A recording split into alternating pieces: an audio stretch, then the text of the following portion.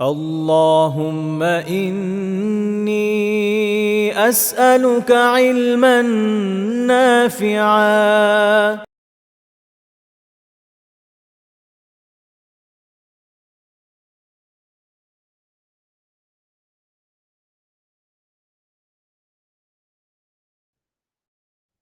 আসসালামু আলাইকুম রহমতুল্লাহি তাআলা ওয়া বারাকাতুহু।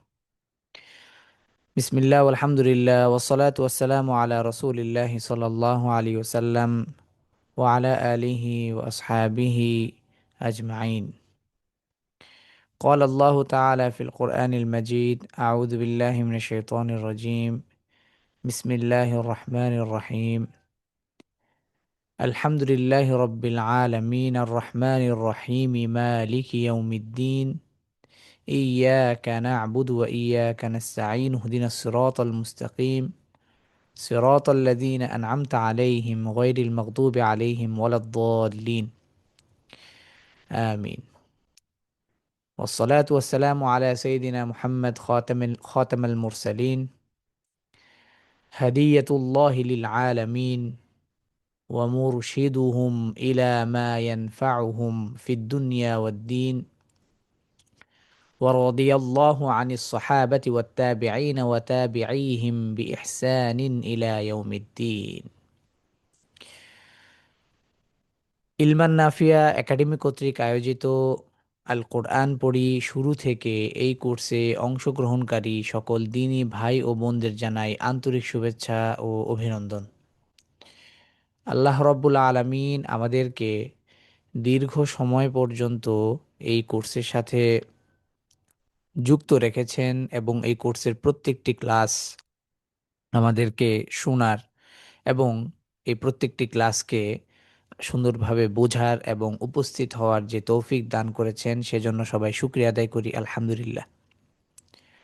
সেই সাথে আল্লাহর কাছে আমরা শুকরিয়া আদায় করি আল্লাহ রব্বুল আলামিন আমাদেরকে জিলহজ মাসের এই মহিমান্বিত দিনগুলোর মাঝে তার কোরআনের দার্স এবং কোরআন তেলাওয়াতের চর্চা বিষয়ক এই দ্বীনি মাজলিসে বসার তৌফিক দিয়েছেন এবং এই দ্বীনি মাজলিসে আমরা শুধুমাত্রই যে কোরআন শুনছি বা কোরআনের আলোচনা শুনছি বা কোরআনের দার্স শুনছি এমনটা নয়, বরং এমন একটি মাসে এবং এমন একটি দিনে আমরা এমন একটি সময়ে আমরা শুনছি যে সময়কে আল্লাহ রব্বুল আলামিন অনেক বেশি বরকতপূর্ণ ঘোষণা করেছেন। পাশাপাশি এই মাসটিকে বলা হয় ক্ষমার মাস। অত্যন্ত আল্লাহ তাআলা যেটাকে বলে যে ইয়াউমু আরাফার দিন আল্লাহ তাআলা অসংখ্য এবং অবলীলায় ক্ষমা ক্ষমা করে দেন। আগামীকাল সেই মহিমান্বিত দিনটি আল্লাহ তাআলা আমাদেরকে এই দিনের ওয়াসিলায় এই বরকতপূর্ণ দিনের ওয়াসিলায় আল্লাহ তাআলা আমাদের সবাইকে মাফ করে দিন আমিন। এবং হজ্জে মাবরুর অর্থাৎ কবুল হজের হাজিরা যেভাবে নিষ্পাপ হয়ে তার গন্তব্যে পৌঁছে আল্লাহ তাআলা যেন আমাদেরকে যারা হজে আছি অথবা এই ক্লাসে যারা হজে আছি অথবা কেউ হজে নেই কিন্তু এই হজের মাস এবং আরাফার দিনের ওয়াসিলায় আল্লাহ তাআলা আমাদেরকে যেন সেভাবেই ক্ষমা করেন যেভাবে তিনি একজন কবুল হজ বা কবুল হজের আহ, আহ, প্রতিদান দানকারী অর্থাৎ কবুল হাজি হিসেবে আমাদেরকে যেন আল্লাহ তাআলা কবুল করে নেন আমিন। আমরা গত আম, কয়েকটি ক্লাসের মাধ্যমে মাখরাজের অধ্যায়ে আলোচনা করছিলাম এবং ধীরে ধীরে আমরা এমন একটি পর্যায়ে পৌঁছেছি সেটি হচ্ছে যে আহ, কণ্ঠনালীর যেই অধ্যায়টা আছে সেটা আমরা শেষ করেছি এবং তার পরবর্তীতে কণ্ঠনালীর তার পরবর্তী যেই অঙ্গ প্রত্যঙ্গের সাথে হার্ফগুলো জড়িত আছে সেগুলো হচ্ছে মুখের তালু এবং জিহবা, অর্থাৎ এখন আমরা কণ্ঠনালী থেকে মুখের দিকে আসছি। তো আল্লাহ রব্বুল আলামিন আমাদেরকে আজকে যে আলোচনাগুলো আমরা করব সেই আলোচনাগুলো হচ্ছে কফ এবং কাফ এই দুটি হারফের মাখরজ এবং অনুশীলন সম্পর্কে আমরা পড়ব এবং তার পরবর্তীতে আমরা পড়ব জিম শিন ইয়া। আমরা মোট 5টি হারফের মাখরজ আমরা পড়ব, এবং 5টি হারফের মাখরজ কিন্তু 3টি মাখরজ, 3টি উচ্চারণের জায়গা, অর্থাৎ 3টি মাখরজ 5টি হারফ। ঠিক আছে, আজকের দার্সে আমরা এভাবে আজকের দার্সে আলোচনা করব ইনশাআল্লাহুল আজিজ। আল্লাহ রাব্বুল আলামিন আমাদেরকে আলোচনাগুলো সুন্দরভাবে বোঝার এবং সেগুলোকে সুন্দরভাবে তিলাওয়াতে এবং আমাদের পড়ার মাঝে নিয়ে আসার তৌফিক দান করুক, আমিন। জি, আমরা আজকে যেই হারফের মাখরজ দিয়ে আজকের আলোচনা শুরু করব সেটি হচ্ছে যে কফ এবং কাফ, এই দুটি হারফের মাখরজ। কফ এবং কাফ এমনই জায়গা থেকে উচ্চারিত হয় যেটি হচ্ছে আমাদের দৃশ্যমান জিহবা তার শুরু, অর্থাৎ দৃশ্যমান জিহবা বলতে যেটা আমরা বুঝি বা যেটা আমরা বোঝাতে চাচ্ছি সেটি হচ্ছে যে আমি যদি স্বাভাবিকভাবে হা করি, এভাবে যদি হা করি, এই হা করার মধ্য দিয়ে আমি আহ স্বাভাবিকভাবেই এই জিহ্বাটার শেষ অংশটা দেখতে পাচ্ছি। যে অংশটা পর্যন্ত আমাদের স্বাভাবিক চোখ পৌঁছায়, ঠিক আছে, সেই অংশটাকে বলা হয় হচ্ছে জিহ্বার দৃশ্যমান অংশ এবং জিহ্বার গোড়ার দৃশ্যমান অংশ। ঠিক আছে, জিহ্বার গোড়ার দৃশ্যমান অংশ। কেন? কারণ হচ্ছে এটাকে আমরা অবলীলায় এবং খুব স্বাভাবিকভাবে এটাকে দেখতে পারি, কিন্তু যেটা এই কণ্ঠনালীর সাথে লাগোয়া বা লেগে আছে সেটাকে আমরা দেখতে পাই না, এই জন্যই, কারণ এটা আমাদের চক্ষু ওই পর্যন্ত পৌঁছায় না, স্বাভাবিকভাবে আমাদের আমাদের দৃষ্টি ওই পর্যন্ত পৌঁছায় না। আমাদেরকে তখন বিশেষ মেশিনারিজের ব্যবহার নিতে হয় বা তাদের সাহায্য নিতে হয়। কেমন? ঠিক আছে, তার মানে কফ এবং কাফ এই দুটি হারফ ঠিক একই জায়গা থেকে, শুধুমাত্র হালকা একটু ডিফারেন্স, অর্থাৎ একটা একটু সামনে থেকে আরেকটা একটু পেছন থেকে। ঠিক আছে, আচ্ছা, এখানে আরেকটা বিষয় বলে রাখি, আমরা এই কফ কাফের মাখরজটা বোঝার আগে আমরা একটু গইন খর মাখরজটা আবার দেখবো, একটু রিভিশন এবং প্লাস হচ্ছে তার জায়গাটা কেমন। আমরা যদি খেয়াল করে দেখি, খ এবং গইনের ক্ষেত্রে ক্ষেত্রে গইন হারফটি উচ্চারিত হচ্ছে যেখান থেকে শব্দ তরঙ্গটা যাচ্ছে, এটাই মূলত তার মাখরজের জায়গাটা। তো গইন হারফটাকে আমরা দেখতে পাচ্ছি জিহ্বার শুরু, অর্থাৎ যে অংশটা জিহ্বার গোড়া, অর্থাৎ যেটা ওই যে কণ্ঠনালীর সাথে লেগে আছে। ঠিক আছে, এবং মুখের তালুর গোড়া থেকে, অর্থাৎ মুখের তালুর যে অংশটা কি কণ্ঠনালীর সাথে লেগে আছে। ঠিক আছে, এরকম লেগে আছে। তো এই জায়গাটা থেকে উচ্চারিত হয় গইন। এবং ঠিক যদি আমরা হয়ের জায়গাটা যদি দেখি, খ দেখেন গইনের তুলনায় আরেকটু সামনে থেকে উচ্চারিত হচ্ছে। তার মানে এখন আমি যদি গইন এবং খকে যদি উচ্চারণ করি, তাহলে আমরা জায়গাটাকে আরেকটু রিয়ালাইজ করতে পারবো। যেমন গ, খ, দেখবেন যে গ বলার পর একটু ভেতরের দিকে, খ বলার পর আরেকটু সামনের দিকে। এবার ঠিক খ বলার পর যখন আপনি বলছেন ক, খ, ক, দেখেন আরেকটু উপরে, ঠিক সেই জায়গাটায়, যে জায়গাটা আমরা কি স্বাভাবিক দৃষ্টিতে বা স্বাভাবিকভাবে আমরা দেখতে পারি। ঠিক আছে, তাহলে এখন আমরা দেখি, এখানে আমরা দুটি চিত্র নিয়ে এসেছি কফ এবং কাফের জন্য। তো এখানে আমরা প্রথমে প্রাথমিকভাবে কফের এই যে মাখরজের জায়গাটা, আমরা এই জায়গাটাকে বোঝার জন্য আরেকটা সহজ উপায় বলি, সেটা হচ্ছে জিহ্বার অগ্রভাগটা উপরের তালুতে লাগিয়ে একটু পেছনের দিকে নিলে দেখবেন যে মাংসের অংশ আছে। ঠিক এই এই মুখের তালুর মাংসের অংশ বরাবর যে জিহ্বার অংশটা, ঠিক তার বরাবর নিচে জিহ্বার যে অংশটা আছে, এটাই হচ্ছে কি কফ হারফের মাখরজ। ঠিক আছে, এবং কাফ হারফের মাখরজও ঠিক একই জায়গা থেকে। ঠিক আছে, কেমন? তো কফ হারফের মাখরজটা হচ্ছে যে জিহ্বার এই যে গোড়া, ঠিক আছে, দৃশ্যমান জিহ্বার গোড়া এবং মুখের তালুর কি বলে মাংসের অংশ, মুখের তালুর মাংসের অংশ, অর্থাৎ দুটি নরম বস্তু একসাথে লেগে তারপর কি এটা উচ্চারিত হচ্ছে এই যে এভাবে ক। ঠিক আছে, কফ হারফে মাখরজটা জানলাম কোথায়, মুখের তালুর গোড়া বা দুঃখিত মুখের তালুর মাংসের অংশ। ঠিক আছে, এবং যেটাকে আরবিতে বলা হচ্ছে হানাকুল লাহমি। কি বলা হয়? আল হানাকুল লাহমি বা হানাকুল লাহমি, মানে মুখের তালুর মাংসের অংশ। ঠিক তার বরাবর নিচে যে জিহ্বার অংশটা আছে এটাকে বলা হয় হচ্ছে আহ জিহ্বার গোড়া বলা হয়। অর্থাৎ আপাতত বাংলার আরবি নামটা আমার এই মুহূর্তে খেয়াল আসছে না, আমি একটু পরে আপনাদেরকে এটা দেখিয়ে দিব আবার। ঠিক জিহ্বার গোড়াটা হচ্ছে বা জিহ্বার ওই অংশটাই হচ্ছে মুখের তালুর ওই অংশ বরাবর, ঠিক আছে? তো ওখানে এই দুটি জিনিস, দুটি নরম জিনিস একসাথে লেগে তারপর যখন ছেড়ে দেয় তখন একটা সাউন্ড হয়। দুইটা নরম জিনিস লেগে একটা ছেড়ে দেওয়ার পর একটা সাউন্ড হয়। কেন সাউন্ড হয়? কারণ এই দুটি নরম জিনিস, এটাকে আরেকটু সহজে যদি বুঝাই, যেমন ধরেন যে আমি এই যে দুটি হাত, এই হাতের তালুটা হচ্ছে সবচেয়ে বেশি নরম মানুষের, তাই না? তো দুটি নরম হাতের, দুই হাতের তালু, এই নরম অংশটা যখন একসাথে লাগাই দেখবেন যে মাঝখানে একটু বাতাস আটকে থাকে। যখন এটাকে ছুটে দিই, মানে মানে দুই হাত থেকে এটাকে সরিয়ে দিই, তখন কিন্তু বাতাসটা, অর্থাৎ এই যে লেগে থাকার কারণে যে বাতাসটা আটকে ছিল, এটা যখন মানে ছুটে যায়, মানে সরে যায়, তখন দেখবেন যে একটা আওয়াজ হয়। তার মানে দুটি নরম বস্তু যখন একসাথে লাগে তখন তার এই যে বাতাসটা যে ওর মধ্যে আটকে যায়, ওই বাতাসটা যখন মানে কি বলে দুই হাত যখন আমরা মানে আবার সরিয়ে দিই, নরম দুইটা জিনিস যখন সরে যায়, ঠিক তখনই একটা আওয়াজ হয়। কেন? কারণ ওই যে বাতাস আটকে ছিল, ওই বাতাসটা ছুটে গিয়েছে। বুঝতে পেরেছি এবার?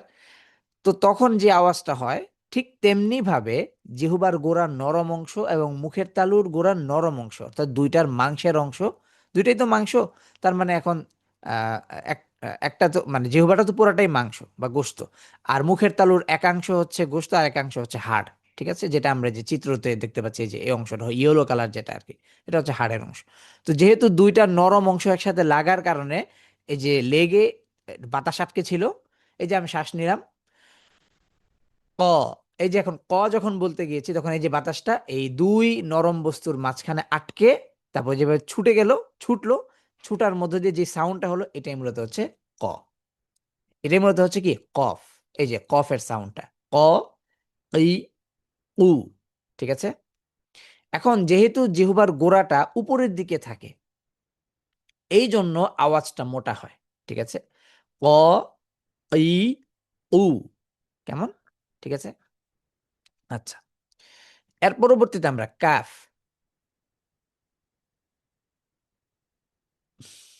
কাফ হারফের মাখরজটা হচ্ছে কফ হারফটা যে জায়গা থেকে উচ্চারিত হয় তার একটু সামনে থেকে, আর একটু সামনে থেকে, অর্থাৎ এই যে মুখের তালুর যে হাড়ের অংশটা আছে সেই হাড়ের অংশের শুরুর দিকে, মানে অর্থাৎ এই মুখের তালুর গোশতের অংশের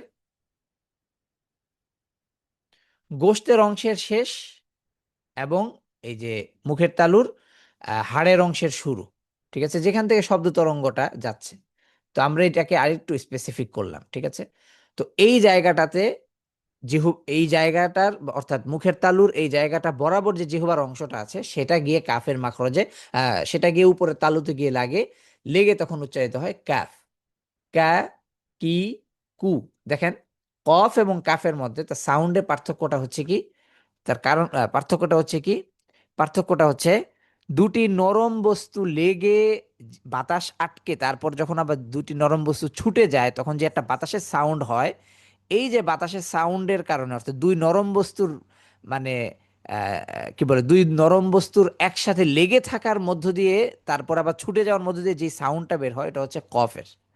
তার মানে দুটি নরম বস্তুর মাধ্যমে যেটা উচ্চারিত হয়। আর কাফ হচ্ছে নরম এবং কি শক্ত।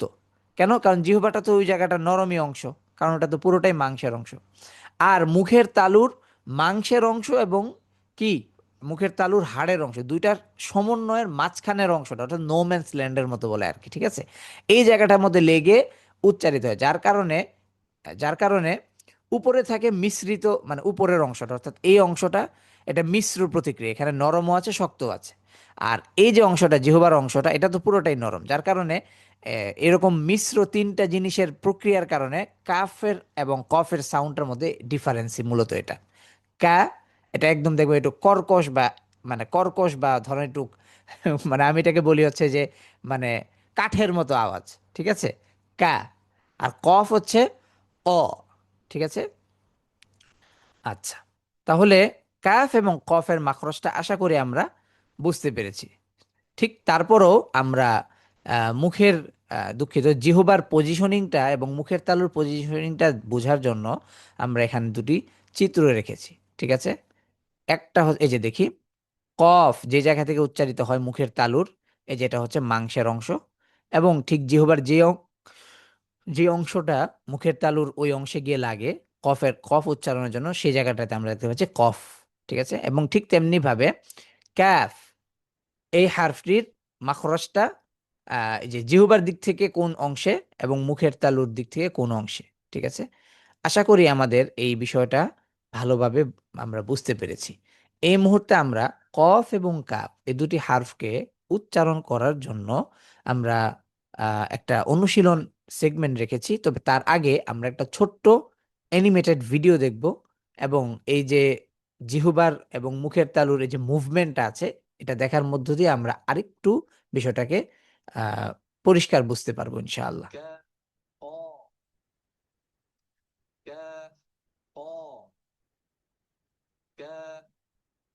আচ্ছা,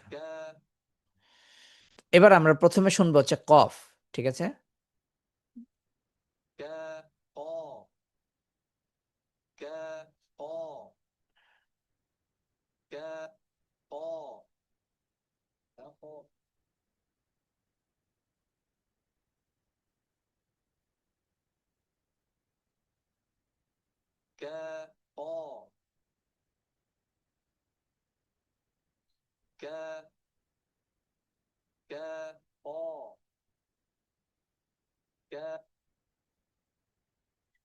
আচ্ছা, প্রথমত আমরা দেখবো হচ্ছে কফ।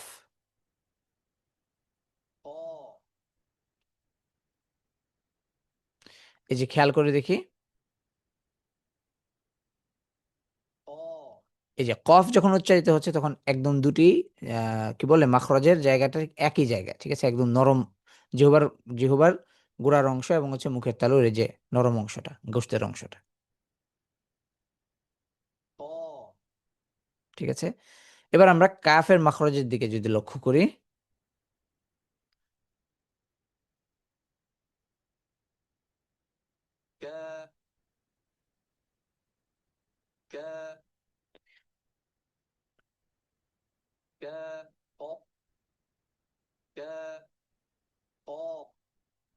এই যে এবার আমরা একটু কাফের মাখরজটার দিকে, একটু ভিডিওটার দিকে একটু লক্ষ্য করি। ঠিক আছে?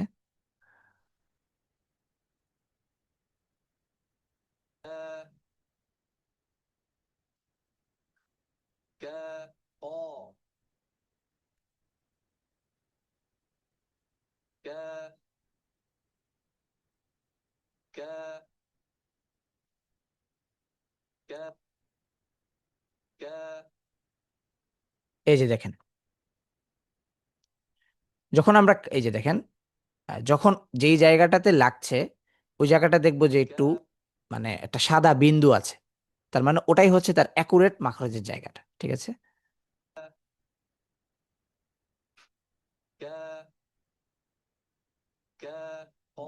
ঠিক আছে? ঠিক তেমনি ভাবে কফের ক্ষেত্রে আমরা দেখি কেমন। তো আশা করি এই বিষয়টা আমরা ভালোভাবে বুঝতে পেরেছি। আচ্ছা, এই মুহূর্তে আমরা কিছু অনুশীলন করব ইনশাআল্লাহ। তো আমার সাথে অনুশীলন করবেন মোহাম্মদ আলী তালুকদার ভাই ইনশাআল্লাহ। আপনি মাইক্রোফোনটি একটু আনমিউট করবেন। আসসালামু আলাইকুম। ওয়ালাইকুম আসসালাম ওয়া রাহমাতুল্লাহি ওয়া বারাকাতুহু। জি, এবার আমার সাথে বলি, ক, ক,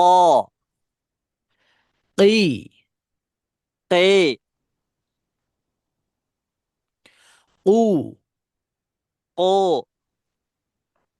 কা, কা, কি, কি, কু। কো, হুম, ঠিক এবার আমরা ঠিক তার পরবর্তী লাইনে আবার, ক, ক, কি, কে, উ, কো, কা, কা, কি, কি, কু। কো। মাশাআল্লাহ, সুন্দর হয়েছে। আচ্ছা, এবার আমরা তার জাযাকাল্লাহ। পরবর্তী ওয়া ইয়াকা, এবার আমরা তার পরবর্তী যে মাখরজটি আছে সেটি হচ্ছে আমাদের জিম শিন ইয়া। অর্থাৎ আমরা জিহ্বার যেই গোড়ার অংশ থেকে আমরা এবার মুখের তালুর আহ মধ্যখানে চলে এসেছি, অর্থাৎ মুখের তালুর মাঝখানে চলে এসেছি। এখন এটা বুঝবো কিভাবে? এই যে জিহ্বাটা উপরের দিকে উঠালে দেখবেন যে একটু গোল, ফাঁকা গোল। ঠিক আছে, এটা মূলত হচ্ছে মুখের তালুর মধ্যভাগ। ঠিক আছে, আর ঠিক জিহ্বার মধ্যভাগে আছি এখন আমরা। তার মানে মুখের তালুর মধ্যভাগ মানেই তো হচ্ছে জিহ্বার মধ্যভাগ, তার বরাবর নিচে। জিহ্বাটা তো তার মুখের তালুর নিচেই, তার মানে বরাবর যদি হয় তাহলে সেটাকে মুখের জিহ্বার মধ্যভাগ। ঠিক আছে, তো এখানে আমরা দেখি জিহ্বার মধ্যভাগ এবং মুখের তালুর মধ্যভাগ থেকে উচ্চারিত হবে এই তিনটি হার্ফ। কোন তিনটি হার্ফ? জিম শিন ইয়া। কোনটি? এই কটি? জিম শিন ইয়া, এই তিনটি হার্ফ উচ্চারিত হবে।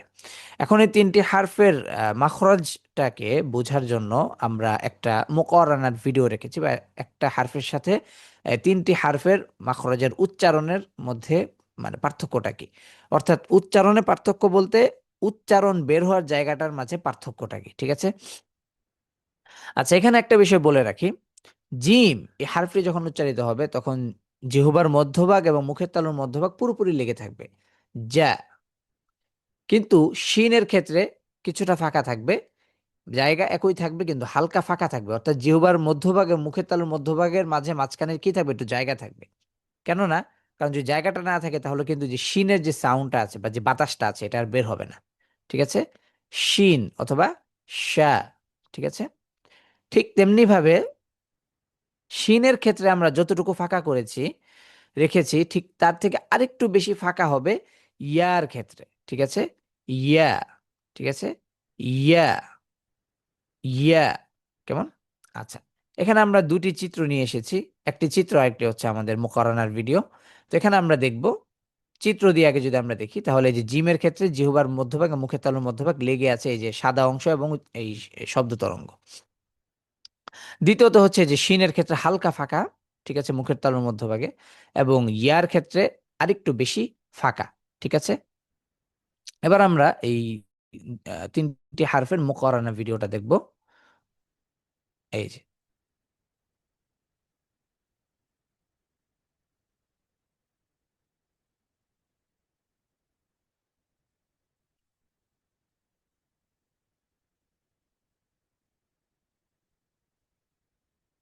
ঠিক আছে, এখান থেকে আমরা বুঝতে পারছি যে কোন হারফের সাউন্ডটা কোত্থেকে উচ্চারিত হচ্ছে, কিভাবে উচ্চারিত হচ্ছে, কার ক্ষেত্রে কতটুকু জায়গা ফাঁকা আছে।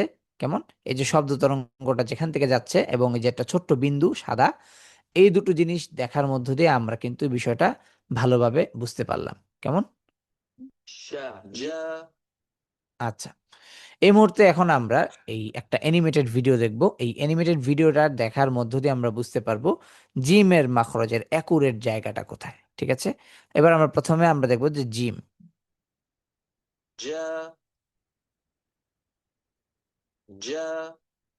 ঠিক কালো বিন্দুটা যে জায়গায় লাগছে সেটাই মূলত কি? জিমের মাখরজ। কেমন? এবার আমরা দেখব শিন,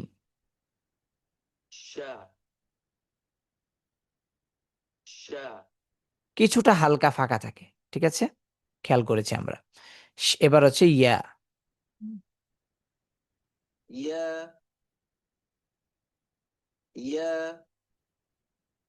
ঠিক আছে, এবার আমরা এই তিনটি হার্ফ অর্থাৎ এই জিহ্বার মধ্যভাগ এবং মুখের তালুর মধ্যভাগ থেকে উচ্চারিত এই তিনটি হার্ফকে আমরা ফাতহা কাসরা দম্মা দিয়ে অনুশীলন করব, এবং এই অনুশীলনটা করার মধ্য দিয়ে আমরা বুঝতে পারবো যে আমাদের হার্ফের অ্যাকুরেট সাউন্ডটা ঠিক মতো আসছে কিনা। কেমন? তাহলে আমরা এই মুহূর্তে আহ অনুশীলনের জন্য আমরা ডেকে নিব আমাদের আহ মোহাম্মদ আলী তালুকদার ভাইকে। তিনি হ্যান্ড রেজ করে আছেন। জি, জি। আমার সাথে অনুশীলন করি। বলি, যা, যা, জি, জি, জু। জু, এবার ঠিক জিমের যে জায়গা জিমের ক্ষেত্রে আমরা লেগেছিল জি মধ্যভাগ এবং আহ, মুখের তালুর মধ্যভাগ। এবার শিনের ক্ষেত্রে হালকা ফাঁকা থাকবে, না হয় কিন্তু আওয়াজটা মানে বাতাসটা বের হবে না। ঠিক আছে? শা, শা, শি, শি, শু। শু, ঠিক তেমনি ভাবে ইয়া, এটার ক্ষেত্রে শিন থেকে আরেকটু বেশি ফাঁকা থাকবে, মুখের তালু এবং জিহ্বার মধ্যভাগের মাঝে আরেকটু বেশি ফাঁকা থাকবে। কেমন? এবার বলি, ইয়া। ইয়া, হ্যাঁ, আমরা আহ, ইয়া যখন উচ্চারিত করি বা উচ্চারণ করি, তখন আমরা কিন্তু এভাবে উচ্চারণ করে ফেলি ইয়া। এটা কিন্তু ভুল। ঠিক আছে? ইয়ার ক্ষেত্রে এই যে দেখেন, ইয়া, এই যে একটা সাউন্ড হবে, ই। যখন আমরা এই সাউন্ডটা করব, ঠিক তখনই আমরা বুঝতে পারবো যে জিহ্বার মধ্যভাগটা এবং মুখের তালুর মধ্যভাগের মাঝখানে কিছুটা ফাঁকা আছে, একটু বেশি ফাঁকা শিনের তুলনায়। ইয়া। ইয়া, হুম। ই। ই, ই না, ই। ই, হুম। ইউ। ইউ, আইয়ুয়া। যা। যা, জি। জি, জু। জু, শা। শা, শি। শি, শু। শু, ইয়া। ইয়া, ই। ই, ইউ। ইউ। মাশাআল্লাহ, চমৎকার হয়েছে। তো এই মুহূর্তে আমরা আজকে যা যা বিষয় নিয়ে আমরা আলোচনা করলাম, আজকে আমরা যে যে হারফগুলোর মাখরজ পড়লাম, সেটি ছিল কফ এবং কাফ, এবং তার পরবর্তীতে ছিল আমাদের জিম, শিন, ইয়া। এই মোট 5টি হারফের মাখরজ আমরা পড়েছি, এবং এই 5টি হারফের মাখরজের মধ্য দিয়ে আমরা কয়টি মাখরজ শেষ করলাম? আমরা মোট হালকের দিক থেকে 3টি, এবং মুখের দিক থেকে 3টি। অর্থাৎ কফ এবং কাফের ক্ষেত্রে আলাদা আলাদা 2টি মাখরজ, এবং জিম, শিন, ইয়ার ক্ষেত্রে একই জায়গার মাখরজ। তার মানে আমরা হালকের থেকে 3টি, এবং হচ্ছে আহ, কি বলে, মুখ থেকে শেষ করলাম আমরা কয়টি? 3টি। ঠিক আছে? তাহলে এই আজকে আমরা আজকের আজকের দিনে আমরা যেই আলোচনাটা শুরু করেছিলাম সেটি ছিল মুখে, মুখ থেকে উচ্চারিত হয় যে সকল হার্ফগুলো, এবং মুখের যে মাখরজ, কফ, কাফ, এবং হচ্ছে তার পরবর্তীতে ধীরে ধীরে এই যে মধ্যভাগ এভাবে করে যাবে। ঠিক আছে? তো আমরা ইনশাআল্লাহ আজকের ক্লাসের পর আগামী ক্লাসে, অর্থাৎ আমাদের ঈদ উল আজহার ছুটির পর আমরা প্রথম যে ক্লাসটি আবার শুরু করতে যাব, তখন আমরা ইনশাআল্লাহ দদ হারফের মাখরজ দিয়ে আমরা ইনশাআল্লাহ আমাদের মাখরজের পড়াটা শুরু করবো ইনশাআল্লাহ, বা আমাদের এই প্রথম আবার ঈদের পরবর্তী ক্লাসটা আবার শুরু করব। দদ হারফটা অত্যন্ত চমৎকার একটি হারফ। এই দদ হারফের সাউন্ড অন্য কোনো ভাষার মধ্যে নেই, এবং এই দদ হারফটা তার সাউন্ড দিয়েই একটা গোটা ল্যাঙ্গুয়েজকে সে কি করেছে, পরিচালিত করেছে সবার কাছে। এক নামে সবাই তাকে চিনে, লুগাতু দদ। সেই আহ, সুন্দর এবং সেই আহ, অত্যন্ত চমৎকার ব্যক্তিত্ব সম্পন্ন হারফটাকে আমরা ইনশাল্লাহ ঈদের পর, আমাদের ঈদের পরবর্তী দার্সে ইনশাল্লাহ আমরা আলোচনা করব, এবং আমরা এই দদের মাখরজের মধ্য দিয়ে আমরা আরেকটা বিষয় জানতে পারবো, সেটা হচ্ছে যে সবচেয়ে বড় এবং সবচেয়ে লম্বা যেই হারফের মাখরজ সেটি হচ্ছে দদ। তার মানে আমরা একটা দীর্ঘ মাখরজের আহ দীর্ঘ মাখরজ সম্পন্ন বা দীর্ঘ উচ্চারণের জায়গা সম্পন্ন হারফকে নিয়েই আমরা ইনশাআল্লাহ এদের পরের ক্লাস শুরু করব ইনশাআল্লাহ। আজকের ক্লাসটা এই পর্যন্তই। সুবহানাকাল্লাহুম্মা ওয়া বিহামদিক, আশহাদু আল্লা ইলাহা ইল্লাল্লাহু ওয়াহদাহু লা শারীকা লাক, ওয়া আশহাদু আন্না মুহাম্মাদান আবদুহু ওয়া রাসূলুহু। আল্লাহুম্মা সাল্লি ওয়া সাল্লিম ওয়া বারিক আলা সাইয়্যিদিনা মুহাম্মদ ওয়া আলা আলিহি ওয়া আসহাবিহি আজমাইন। اللهم تقبل لصالح الأعمال، اللهم اعف عنا، اللهم تقبل لتلاوة القرآن الكريم، اللهم اشفعنا في يوم القيامة، اللهم اشفعنا في يوم القيامة. وصلى الله تعالى على خير خلقه محمد ونور عرشه أجمعين. هذا ما عندي، والسلام علينا وعلى عباد الله الصالحين.